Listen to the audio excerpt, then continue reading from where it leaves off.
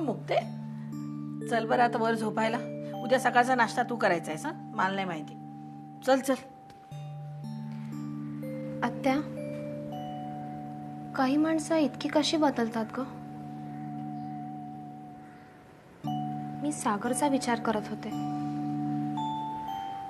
अगं हाच सागर किती बेफिकीर आणि ॲरोगेंट होता. इतका कसा काय बदलला? गोवर्धन सांगत होता मला. भेटायला लावता ना त्याला तो. बहुतेक मासाहेबांनी पाठवलं असावं त्याला. गोवर्धन खूप कौतुक करत होता ग त्याचं. तेच तर आश्चर्य वाटतंय मला. अगं हा सागर वर्गात कधी नसायचा. रूपा, पौर्णिमा सगळ्यांना खूप त्रास दिला त्याने. हा, मला काय तो घाबरून असायचा, कारण मी शालिनी काकूंना सांगेन ना. शेवटी परिस्थिती कारणीभूत असते सगळ्याला. आपलं काहीतरी चुकतंय हे त्याचं त्याला कळलं हे बरं झालं. आत्या माहितीये, सागर रोज दारू प्यायचा, पब्समध्येही जायचा. अगं मध्यंतरी ना तो ड्रग्सच्याही आहारी गेलेला. तेव्हा मी तर त्याला तोंडावर बोललेले, तुला बापाच्या पैशाचा माज आहे. मुक्ते, तू सुद्धा ना नको तिकडे स्पष्ट वक्तेपणा असतो तुझा. काय आहे, सध्या मासाहेब आहेत आजारी. ते ऑफिसमध्ये जाऊ शकत नसणार म्हणून तो जात असेल. कर्तव्याची जाणीव झाली असेल त्याला. कर्तव्याची जाणीव, दुसऱ्यांचं मन जपणं, सांभाळून घेणं, हे सगळं डिपार्टमेंट खरं तर राकेशचं. पण सध्या त्याला स्वतःशिवाय कोणाचाच विचार करायला वेळ नाही. तू अजून राकेशच्या फोनची, भेटण्याची वाट पाहतेस? नाही ग. सध्या मी अलिप्त राहून दोन्ही भावांमधला फरक बघते. दोघांनी जागांची अदलाबदल केली. स्वभावात तर नक्कीच. इतका बदल कसा होऊ शकतो? मुक्ते, स्वतःचे शब्द लक्षात ठेवायचे.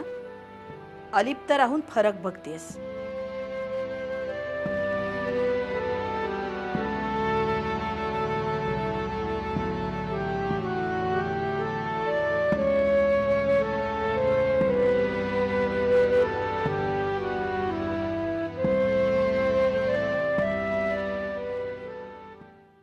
नाही, तुम्ही सांगताय त्यावर आमचा नाही विश्वास बसत आहे. पण ही गोष्ट खरी आहे. आत्ता साईट ऑफिसमधून फोन आला. गेले कित्येक दिवस आमचा संशय होताच की आपल्या डेअरीत दुधाची चोरी होती. म्हणून मी प्रायव्हेट सिक्युरिटी लावली होती आणि आज तो चोर पकडला गेलेला आहे. काय? हा, आपला वॉचमन चोरी करत होता. आम्ही तिकडेच निघालो. चला. मा, तुमची तब्येत आधीच ठीक नाहीये. तुम्ही यायलाच पाहिजे का तिकडे आता? डेअरीच्या आयुष्यात आज तागायत कधी चोरी झालेली नाही. काय झालंय ते आम्हाला बघायला नको? ठीक आहे, चला. दिस इज टू मच. घरात नुसतं शोपीस बनवून ठेवलंय आम्हाला. मी काय म्हणते, तुम्ही प्लीज, आता तुम्ही आम्हाला समजावायचा प्रयत्न करू नका. कंपनीच्या साईट ऑफिसमध्ये प्रॉब्लेम झाला म्हणून दिवाकर मासाहेबांना परस्पर घेऊन गेला.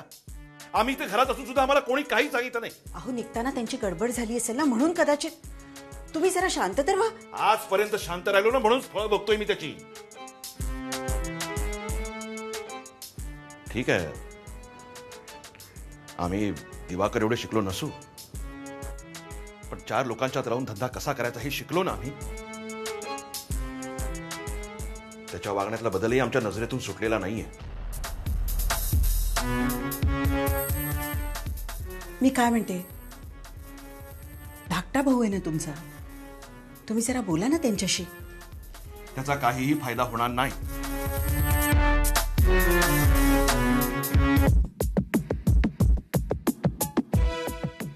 मला आणखी काय माहित नाही साहेब. माहित नाही? खोटं बोलतोस तू. आतापर्यंत शेकडो लिटर दुधाची चोरी केलीस तू. गलती झाली साहेब. गलती? इतकी वर्ष ह्या कंपनीत काम केलंस, हरामखोर. दिवाकर, नाही मा, तुम्ही ह्याच्यात लक्ष नका घालू. हा खोटं बोलतोय. मा, नक्की हे एकट्या दुकट्याचं काम नाहीये.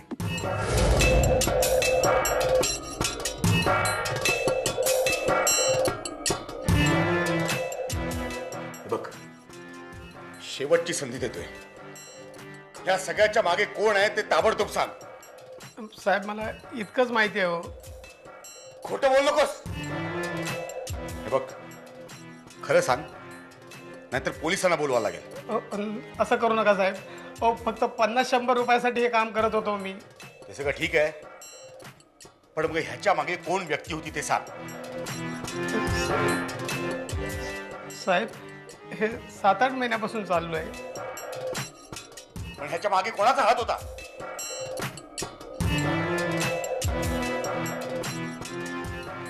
गोवर्धन साहेब.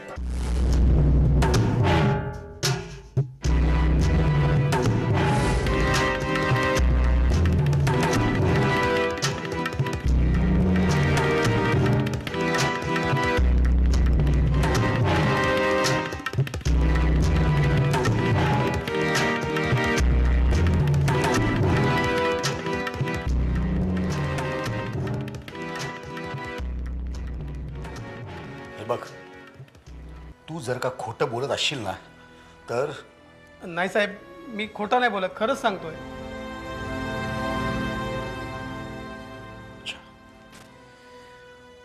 मग या सगळ्या दुधाचं पुढे काय व्हायचं? ते सगळं गोवर्धन साहेबांनाच माहीत साहेब.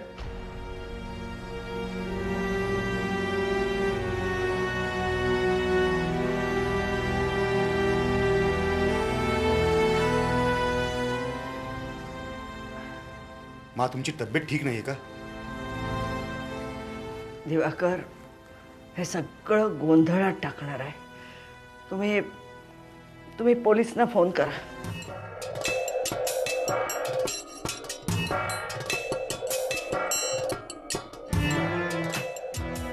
मा, आपण हे पोलिसात कळवलं आणि पेपरात छापून आलं तर आपल्याच कंपनीची बदनामी होईल.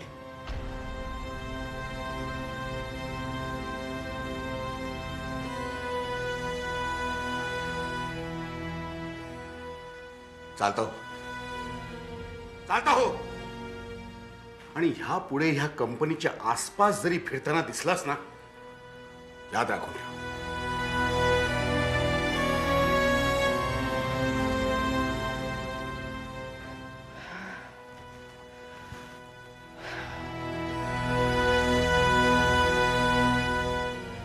दिवाकर, गोवर्धन सारखा माणूस आहे असं काही करू शकतो, यावर कसा विश्वास ठेवायचा?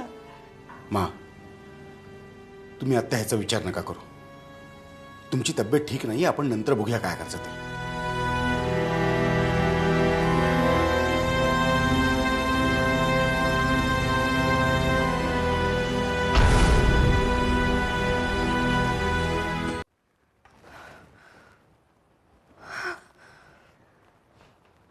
दिवाकर, गोवर्धन या अशा गोष्टी? मा, तुम्हीच त्यांना सूट दिल्यानंतर दुसरं काय होणार होतं? हे कित्येक दिवस तुम्हाला सांगत होतो मी. आम्हाला आमच्या खोलीत पोहोचवता प्लीज. मा, तुम्हाला त्रास होतो का काही? चला सावकाश. हे पहा मा, आता ह्या गोष्टीचा काहीही विचार करू नका, आपण बघू काय करायचं ते. हां, सावकाश. दिवाकर काय झालं? अरे काय व्हायचंय, तो गोवर्धन सुद्धा काही वेगळा माणूस नाही सिद्ध झालेला आहे. म्हणजे दादा, आपल्या डेअरीमधनं कित्येक दिवस दूध चोरून विकलं जायचं, तो माणूस आज सापडला. अरे पण त्याचं गोवर्धनशी काय संबंध? हे सगळं तो गोवर्धनच्या सांगण्यावरनं करत होता असं तो म्हणाला. हा मा, दिवाकर, माना बरं नाही हो. सावकाश. तू एक काम कर, डॉक्टरना फोन कर, मी मारा रूम मध्ये घेऊन जातो. सावकाश. या, सावकाश सावकाश.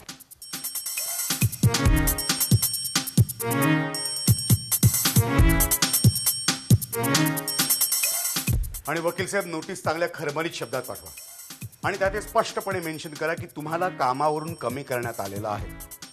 हां, आणि हो, नोटीस उद्या सकाळी त्यांच्या हातात मिळाली पाहिजे. ओके.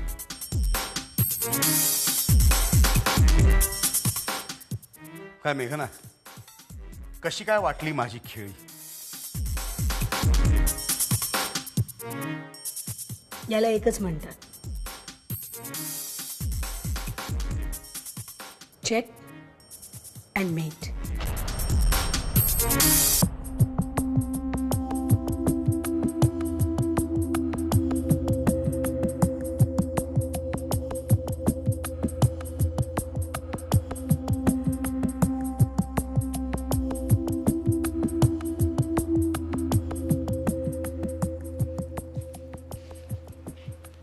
काय रे एकटाच बसलायस?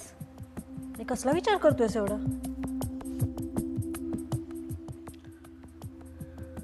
निकी, ठिणगी तर मी टाकलेली आहे, आगही लावून दिली आहे. आता फक्त दिवाकरनं योग्य वेळी आणि योग्य प्रमाणात फुंकर तेवढी मारायची की मग झालं. निकी, माझं प्लॅनिंग एवढं परफेक्ट आहे की अगदी अगदी सहजपणानं दिवाकरच्या हातात त्याची कंपनी येईल. आणि एकदा का ती कंपनी दिवाकरच्या आणि मेघनाच्या हातात आली की आपल्यापर्यंत यायला कितीसा वेळ लागणार आहे? बोलू नकोस निकी, भिंतीलाही कान असतात. ओके ओके, पण मला एक सांग, तो वॉचमन आयत्या वेळी कस तर खाणार नाही ना? छे ग, काही वेळ लागलाय का तुला? अगं, वयाच्या 50शीला महिनाकाठी 1000-1500 रुपये कमावणाऱ्या माणसाला एक रकमी 2 लाख रुपये देऊन विकत घेतलंय मी. त्याच्या 7 पिढ्यांमध्ये एवढी रक्कम कोणी कमावली नसेल कधी. अरुण, तू पण ना काही वेळेला अतिच करतोस, अपेक्षेपेक्षा जास्त पैसे उधळत असतोस. नाही, तसं नाहीये निकी. एखाद्या माणसाला विकत घेताना त्याच्या अपेक्षेपेक्षा जास्त पैसे देऊन त्याला विकत घ्यायचं असतं. त्यामुळे आपला बार फुसका ठरण्याची शक्यताच राहत नाही. अगं, पैसे हेच तर आपलं हत्यार आहे, आणि तेच वापरणार नसू तर काय फायदा आहे ते बाळगून? अरुण, तू एकाच वेळी सगळीकडून कसा काय विचार करू शकतोस ना, ते तू सोडून तो वरचा ईश्वरच जाणे. बाबा, माझं आर्टिकल आहे का? सामान्य माणसाच्या जीवाशी खेळणाऱ्या उद्योगपतींना शासन मिळणार केव्हा? की हा जीवघेणा खेळ असाच चालू राहणार? ही हेडलाईन आणि खाली सगळा वृत्तांत येईल. वैरणगाव या ठिकाणी असलेल्या केमिकल फॅक्टरीमधून बाहेर पडणारी रसायनं पाण्यात मिसळून गावातील 50 जणांना विषबाधा. गौरी, अगं किती जहाल आहे भाषा. याचे परिणाम तुला माहिती आहेत का? बाबा, आपल्याला फक्त ऐकूनच कसं तरी होतंय. तिथल्या लोकांवरती तर ते बेतलंय. त्यांची काय अवस्था होत असेल ते काही नाही. अशा बातम्या बाहेर यायलाच हव्या. छापणार कोण? आणि याच्यामुळे तू किती शत्रू निर्माण करणार आहेस तुला माहिती आहे का? मला नाही भीती वाटत कोणाची. मी कशाला कोणाला घाबरते? काय करणार आहेत त्याने? करून करून धमकावणार आहेत, मारून टाकतील. अशी लोक डरपोक असतात बाबा, आणि अशा खऱ्या लोकांसमोर उभं राहण्याची त्यांची हिंमत नसते. शोभतेस खरी माझी मुलगी तू. असं धैर्य पाहिजे, पण त्यासाठी थोडीशी सहनशक्ती असायला हवी. बाबा, आत्ताच तर तुम्ही म्हणालात ना माझी लेक शोभते म्हणून. मग तुमच्यातलं 1/4 पेशन्स सुद्धा नसेल माझ्यात. सध्या तेवढा पुरे झाला. समजा घरच्यांबरोबर लढावं लागलं तर? लढेन की. आता एकदा लढायचं ठरवलंच आहे तर घरचे काय आणि बाहेरचे काय. कृष्णाची भगवद्गीता स्मरायची आणि उडी मारायची. आपोआप सहनशक्ती येते. All the best. थँक्यू बाबा. मला तुझ्याबद्दल खूप अभिमान वाटतो. राकेश, राकेश, एक मिनिट. मला कळत नाहीये तुम्ही माझ्यावर विश्वास का ठेवत नाही आहात? माझा तुझ्यावर पूर्ण विश्वास आहे, फक्त मन हे मान्य करायला तयार होत नाही. मी काही जगा वेगळं ॲबनॉर्मल करतो असं तुम्हाला वाटतंय का? Not at all. सागर, तू रेग्युलरली ऑफिसला जायला लागलास हे चांगलंच आहे, त्याबद्दल माझं काहीच म्हणणं नाही. पण हे सगळं अचानक कसं घडायला लागलं सागर? एक म्हणजे मुक्ताचा ऍक्सिडेंट, आणि त्यानंतर ड्रास्टिकली बदललेला तू.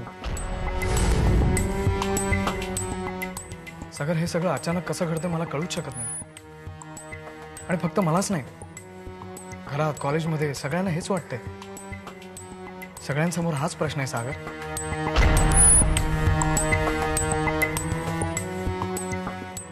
त्या प्रश्नांची उत्तरं शोधायचा प्रयत्न करू नकोस.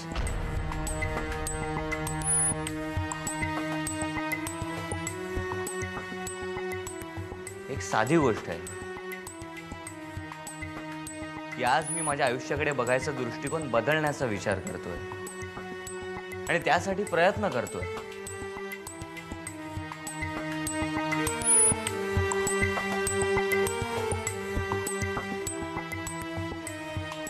शक्य असेल तर प्लीज यात माझी मदत करा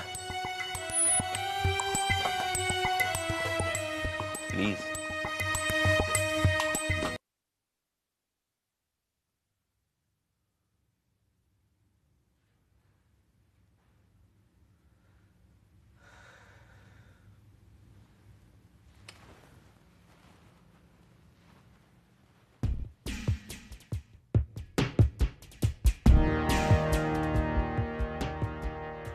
काय रे? मला तुम्हाला काहीतरी सांगायचं. सांग ना, काय झालं? काय व्हायचं बाकी आता आणखी? रागावतोयस कशाला? या घरात कोणावर रागवून उपयोगाच आहे का? त्या मासाहेब तिकडं आजारी येत आणि काय त्यांना कसं वाटलं असेल गोवर्धन साहेबाचं हे असलं वागणं बघून? म्हणजे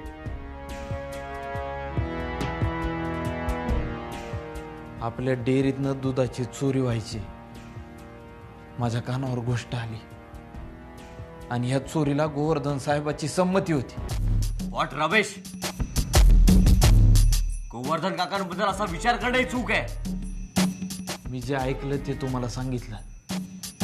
ही गोष्ट सांगोवांगी आहे, पण माझं फार डोकं भाईसाटून गेलं. मला गुदमरल्यासारखं व्हायला लागलं म्हणून तुम्हाला सांगायला आलो. जीवा,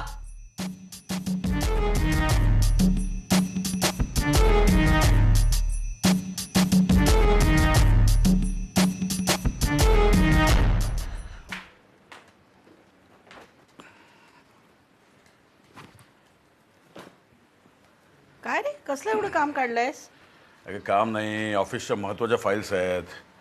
महासाहेबांनी विश्वासाने माझ्याकडे ठेवायला दिल्या होत्या. आता सगळं कॉम्प्युटराईज झालं ना, ऑफिसमध्ये परत करून टाकतो. अरे स्वतःच नेऊन दे ना त्यांना. कुणाच्या तरी हातात कशाला या महत्वाच्या फाईल जायला हव्यात?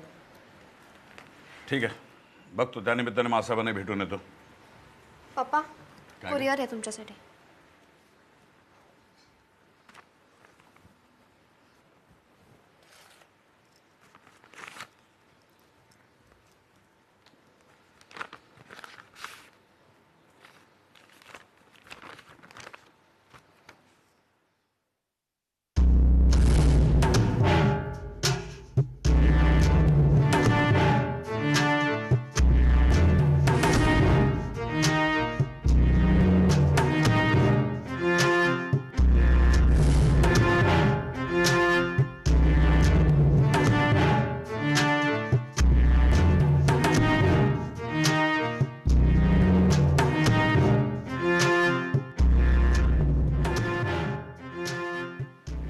गोवर्धन,